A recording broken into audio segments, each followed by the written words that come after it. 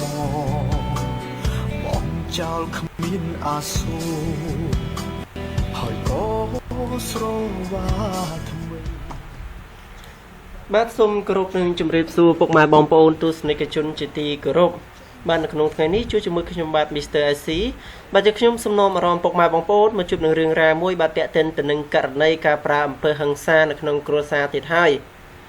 បាទនេះគឺជាករណីបាទស្រែកឬបាទខាងប្រពន្ធនឹងស្រែកឬអោយតាមមួយម៉ាត់ក៏បាត់ឈឹងតែម្ដងបាទហើយរឿងរ៉ាវនេះបានធ្វើឲ្យភ្ញាក់ផ្អើលទូទាំងភូមិតែម្ដងមកតាក់ទិនទៅនឹងការប្រើអំពើហិង្សាទៅលើប្រពន្ធ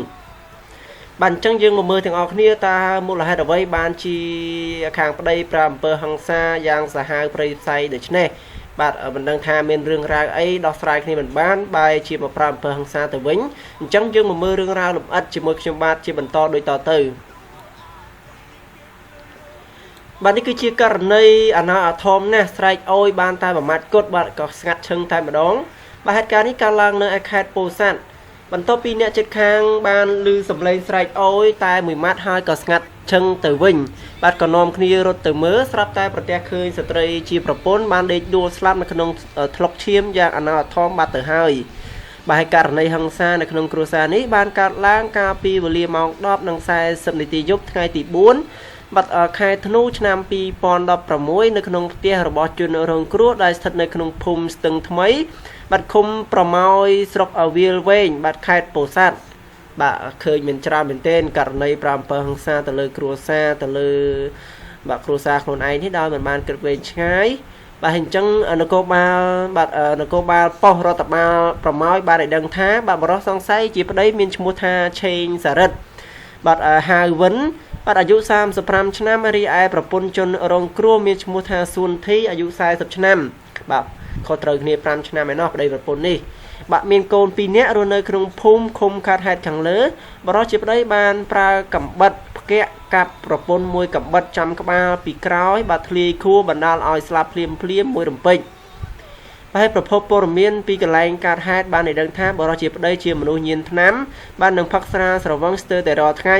បាទនៅពេលដែលស្រវឹងម្ដងតែងតែរករឿងឆ្លោះប្រកែកជាមួយនឹងប្រពន្ធជាញឹកញាប់ណាស់តែភាគច្រើនផ្ដើមចេញពីការប្រច័ណ្ឌបាទជាក់ស្ដែងនៅយប់កើតហេតុបរិសុទ្ធជាប្តីផឹកស្រាស្រវឹងបាទហើយក៏បានរករឿងឆ្លោះប្រកែកជាមួយនឹងប្រពន្ធដោយសពដងបាទប៉ុន្តែអ្នកជិតខាងមិនចាប់អារម្មណ៍ទេព្រោះវាជាទម្លាប់របស់គ្រួសារនេះបាត់ទៅហើយបាទលុះមកសន្ទុះក្រោយមកបាទអ្នកជិតខាងឮសំឡេងប្រពន្ធស្រែកអោយបាទហើយក៏ស្ងាត់ឈឹងទៅវិញក៏នាំគ្នារត់ទៅមើលស្រាប់តែឃើញស្ត្រីជាប្រពន្ធដេកដួលស្លាប់នៅក្នុងស្រុកឈាមបាត់ទៅហើយបាទក៏ទៅរាយការណ៍ប្រាប់សមត្ថកិច្ចខកខ្លួនបរិសុទ្ធនោះភ្លាមតែម្ដងបាទហើយសមត្ថកិច្ចបានសន្និដ្ឋានថាបាទករណីនេះអាចបណ្ដាលមកពីបរិសុទ្ធញៀនថ្នាំបាទបរិសុទ្ធនោះឲ្យញៀនថ្នាំហើយស្រវឹងស្រាបគួបផ្សំភ្លើងប្រច័ណ្ឌផងទើបបែកស្លុយបាទបែបនេះតែម្ដងបាទជនសង្ស័យជាប្តីត្រូវបានកសាងសំណុំរឿងដើម្បីបញ្ជូនទៅសាលាដំបងដើម្បីកាត់ចាត់ការទៅតាមនីតិវិធីនៃច្បាប់បាទអញ្ចឹងយើងឃើញករណីច្រើនមែនទែនអាការញៀនស្រាអាការញៀនថ្នាំនេះបាទប្រទេសយើងហេតុអ្វីក៏សម្បូរម្លេះបាទការញៀនថ្នាំលបែងស្រីស្រាហ្នឹងវាមិនបាត់សោះ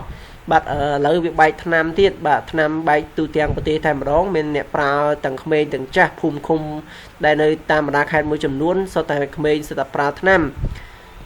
បាទអញ្ចឹងមិនដឹងថាខាងមន្ត្រីអាវុធហត្ថមានការរឹតបន្តឹងខាងថ្នាំនឹងដែរទេហើយមួយទៀតខាងស្រាបាទខ្ញុំឃើញដូចនៅប្រទេសថៃបាទគេលក់ស្រាប៉ុន្តែព្រលឹមឡើងអញ្ចឹងគេមិនលក់ទេបាទគេមានម៉ោងគេលក់ចាប់ពីថ្ងៃត្រង់ទៅដល់ល្ងាចម៉ោងប្រហែលគេបិទចឹងទៅបាទហើយស្រាគេបិទមិនអោយផ្សព្វផ្សាយខ្លាំងពេកនោះទេដោយសារតែស្រាគឺវា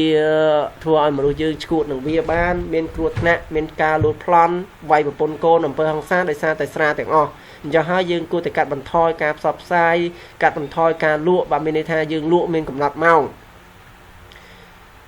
បាទអញ្ចឹងនេះគឺជារឿងរ៉ាវមួយដែលបរិសុទ្ធម្នាក់នេះបាទប្រើអំពើហិង្សាដោយកាប់ប្រពន្ធខ្លួនឯងមួយកំបិតផ្គាក់ដែលធ្វើឲ្យស្លាប់ភ្លាមនៅកន្លែងកើតហេតុតែម្ដងបាទដោយសារតែភ្លើងប្រច័ណ្ឌផងដោយសារតែញៀនថ្នាំផងដោយសារតែស្រវឹងស្រាផងអញ្ចឹងហើយគួបផ្សំដែលធ្វើឲ្យមនុស្សមានសតិមិនគ្រប់បាទមានន័យថាមិនចេះគិតវែងឆ្ងាយបែកស្លុយតែម្ដងបាទដល់ថ្នាក់ហ៊ានប្រព្រឹត្តអ្វីគ្រប់យ៉ាងដោយមិនគិតពីគ្រួសារមិនគិតពីកូនចៅបាទដែលធ្វើឲ្យគ្រួសារមួយនេះរលាយត្រឹមតែមួយប្រព្រឹត្តភ្នែកតែម្ដង អញ្ចឹងរឿងរ៉ាវមួយនេះយើងខ្ញុំក៏សូមបញ្ចប់ត្រឹមនេះផងដែរអរគុណច្រើនរាល់ការតាមដានព័ត៌មានបាទជាមួយ channel យើងខ្ញុំបាទសូមអរគុណច្រើនសូមជម្រាបលា